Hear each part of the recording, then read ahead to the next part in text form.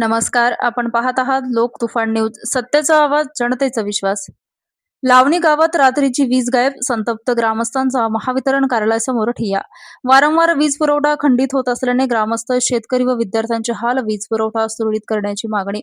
जालना जिल्ह्यातील मंठा तालुक्यातील लावणी गाव परिसरात रात्रीच्या वेळी नियमित वीज पुरवठा होत नसल्याने संतप्त ग्रामस्थांनी वाटूर येथील महावितरण कार्यालयासमोर ठिय्या आंदोलन केलं.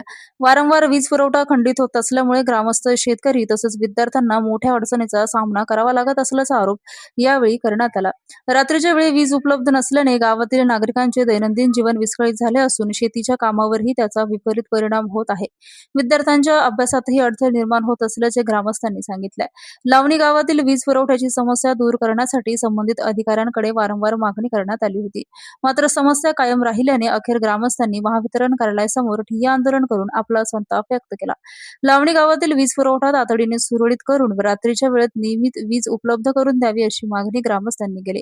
मागणीची तातडीने दखल घेऊन प्रश्न सोडवला नाही तर आंदोलन अधिक तीव्र करण्याचा इशारा यावेळी ग्रामस्थांनी दिला. लोक तुफान न्यूज, अशफाक पटेल.